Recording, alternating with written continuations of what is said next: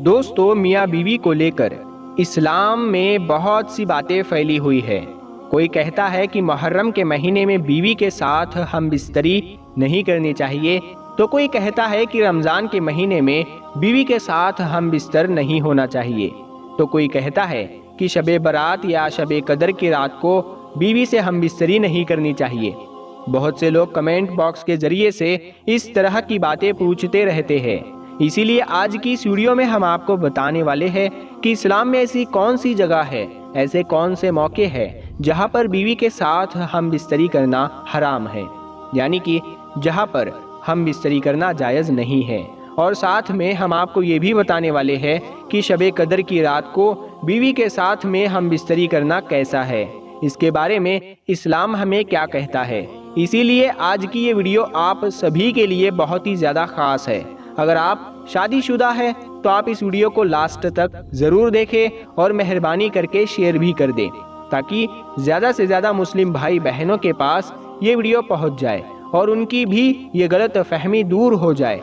तो चलिए दोस्तों, शुरू करते हैं। सबसे पहले तो हम आपको शबे कदर की बरकत और फजीलत के बारे में बताते हैं और आपको बताते हैं कि शबे कदर की रात इस्लाम में इतनी ज़्यादा अहम क्यों है, आखिर इस रात में क्या होता है। उसके बाद में हम आपको इस सवाल का जवाब बताएंगे। एक मुकद्दस रात शबे कद्र, जिसे लैलतुल कद्र भी कहा जाता है। दोस्तों, सबसे पहले तो सभी को शबे कद्र मुबारक। उसके बाद देखते हैं कि शबे कद्र क्या होती है और क्यों मनाई जाती है। शबे कद्र की फजीलत। शबे कद्र की सबसे बड़ी फजीलत ये है कि अल्लाह ताला ने इसी मुकद्दस रात को कुरान पाक का नुज़ूल फरमाया। ये रात बड़ी बरकत और फजीलत वाली है। इस एक रात इबादत का सवाब 1000 महीनों से बेहतर है। इस रात में हजरत जिब्राइल अमीन अलैहिस्सलाम और दूसरे फरिश्तों का नुज़ूल होता है। ये रात सलामती की होती है और फजर के तुलू होने तक रहती है।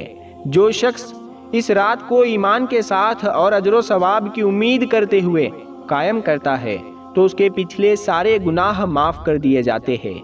इसीलिए हमें इस रात को सोने में वो दुनिया की बातों में न गुजार कर इबादत में गुजारनी चाहिए। शबे कद्र के दिन क्या अमाल करने चाहिए। शबे कद्र के लिए कोई मखसूस अमल या इबादत नबी करीम से साबित नहीं है, मगर ये रात नमाज, तिलावत कुरान, ज़िक्र अज़कार और तौबा व इस्तग़फ़ार में गुजारनी चाहिए और बड़ी आजिज़ी के साथ अपने गुनाहों की माफ़ी मांगनी चाहिए और हुजूर की बताई हुई इस दुआ का खुसूसन विर्द करना चाहिए। ऐ अल्लाह, तू बड़ा माफ़ करने वाला है, तू माफ़ी को पसंद करता है, इसीलिए मुझे माफ़ कर दे। ये वही दुआ है जिसे नबी करीम सल्लल्लाहु ताला अलैहि वसल्लम ने शबे कद्र में पढ़ने की तालीम हज़रत आयशा सिद्दीक़ा रदी अल्लाह ताला अन्हा को दी थी। इस रात को लैलतुल कद्र इसलिए फरमाया गया है क्योंकि इसी रात साल भर के लिए ऑर्डर जारी होते हैं। जिम्मेदार फरिश्ते अपने अपने रजिस्टरों में अगले साल होने वाले सारे काम लिख लेते हैं और अल्लाह के हुक्म के मुताबिक अपने अपने काम अंजाम देते रहते हैं।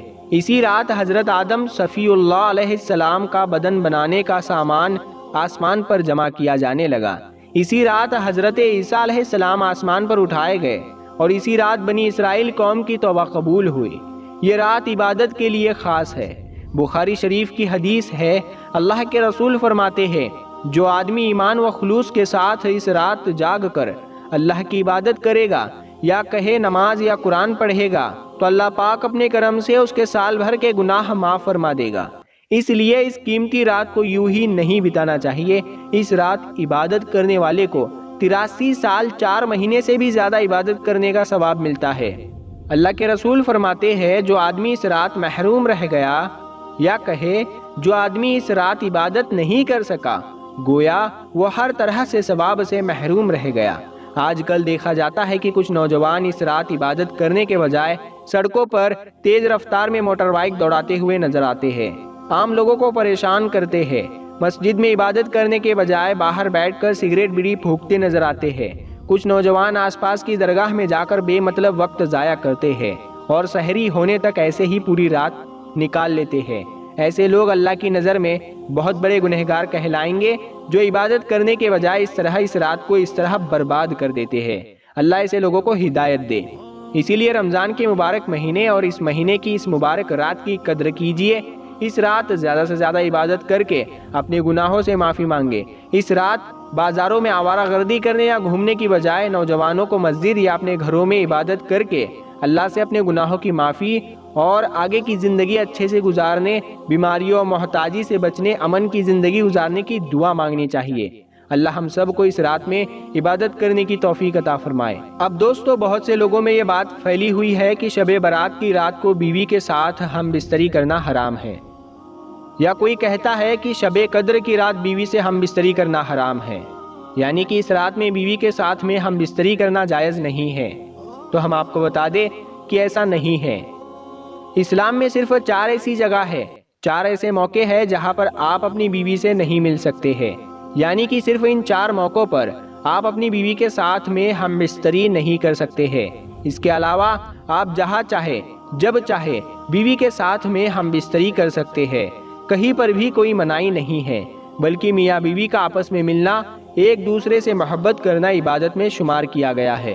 اب دوستو، آپ کو وہ 4 جگہ بھی بتا دیتے ہیں جہاں پر اسلام میں میاں بیوی کا آپس میں ملنا حرام ہے، یعنی کہ ان 4 جگہوں پر بیوی کے ساتھ ہم بستری کرنا اسلام میں جائز نہیں ہے۔ نمبر 1، روزے کی حالت میں۔ دوستو، بہت سے لوگ بولتے ہیں کہ رمضان کے مہینے میں میاں بیوی کا آپس میں ملنا صحیح نہیں ہے، یعنی کہ رمضان کے مہینے میں ہم بستری کرنا جائز نہیں ہے، اسی لیے رمضان کے مہینے میں ہم بستری نہیں کرنی چاہیے۔ مگر ہم آپ کو بتا دیں کہ رمضان کے مہینے میں بیوی سے ہم بستری کرنے کے لیے منع نہیں کیا گیا، بلکہ اگر کوئی شخص روزے سے ہے تو روزے کی حالت میں بیوی کے ساتھ ہم بستری سے منع فرمایا گیا ہے، یعنی کہ روزے کی حالت میں بیوی سے ہم بستری کرنا جائز نہیں ہے۔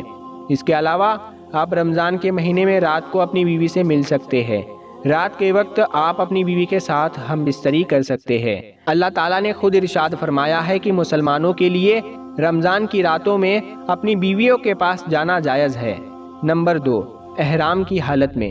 دوستو، اسلام میں دوسری جگہ احرام کی حالت ہے جہاں پر بیوی کے ساتھ ہم بستری کرنے سے منع فرمایا گیا ہے، یعنی کہ جب انسان احرام باندھ لیتا ہے تو اس کے بعد احرام کی حالت میں وہ اپنی بیوی کے ساتھ ہم بستری نہیں کر سکتا۔ یاد رکھے، جب ایک آدمی حج پر یا عمرہ پر جاتا ہے تو وہ احرام باندھتا ہے، اور اس کے بعد وہ جب تک احرام کی حالت میں رہتا ہے تب تک وہ اپنی بیوی سے نہیں مل سکتا ہے، یعنی وہ اپنی بیوی کے ساتھ میں ہم بستری نہیں کر سکتا ہے۔ نمبر 3، حیض کی حالت میں۔ دوستو، اسلام میں تیسری جگہ وہ ہے جب بیوی حیض کی حالت میں ہو، یعنی کہ جب بیوی کے پیریڈز مطلب ماہواری شروع ہو جائے تو اس دوران آپ اپنی بیوی کے ساتھ ہم بستری نہیں کر سکتے۔ اس دوران ہم بستری کرنا اسلام میں ناجائز نہیں ہے، بلکہ حیض کی حالت میں ایسا کرنا حرام اور گناہ کا کام ہے۔ اسی لیے یاد رکھے کہ حیض کی حالت میں بھی آپ کبھی بھول کر بھی اپنی بیوی کے ساتھ ہم بستری نہ کریں۔ چوتھی جگہ ہے اعتکاف، یعنی جب کوئی انسان اعتکاف پر بیٹھ جاتا ہے، چاہے وہ عورت ہو یا مرد، تو اس کے بعد ہم بستری کرنا اس کے لیے حرام ہو جاتا ہے، یعنی کہ اعتکاف پر بیٹھنے کے بعد جب تک اس کا اعتکاف پورا نہیں ہو جاتا ہے تب تک میاں بیوی کا آپس میں ملنا جائز نہیں ہے، یعنی کہ میاں بیوی کا ہم بستری کرنا صحیح نہیں ہے۔ دوستو، ہم آپ کو بتا دیں کہ اعتکاف رمضان کے مہینے کے آخری عشرے میں شروع ہوتا ہے۔ اس دوران لوگ مسجدوں میں یا پھر اپنے گھروں میں اعتکاف پر بیٹھتے ہیں، اس دوران بھی آپ اپنی بیوی کے ساتھ ہم بستری نہیں کر سکتے۔ تو دوستو، اسلام میں صرف ان 4 جگہوں پر ہم بستری کرنے سے منع کیا گیا ہے۔ اس کے علاوہ آپ جب چاہے جہاں پر چاہے دن یا رات میں آپ اپنی بیوی کے ساتھ مل سکتے ہیں، آپ اپنی بیوی کے ساتھ ہم بستری کر سکتے ہیں۔ اسلام میں کوئی مناہی نہیں ہے، بلکہ اسلام میں میاں بیوی کا آپس میں ملنا، ایک دوسرے سے محبت کرنا ثواب کا کام ہے۔ اسلام میں اس کام کو عبادت میں شمار کیا گیا ہے۔ دوستو، اگر آپ کو ہمارا یہ ویڈیو ذرا بھی اچھا لگا ہو تو آپ اس کو لائک کریں اور اپنے دوستوں میں شیئر ضرور کریں، اور بھی لوگوں تک یہ ویڈیو ضرور پہنچائے اور ان کی بھی یہ غلط فہمی دور کر دے۔ آپ کا ویڈیو دیکھنے کے لیے بہت بہت شکریہ۔ چلیے دوستو، ملتے ہیں اگلی ایک ویڈیو میں، تب تک کے لیے السلام علیکم، اللہ حافظ۔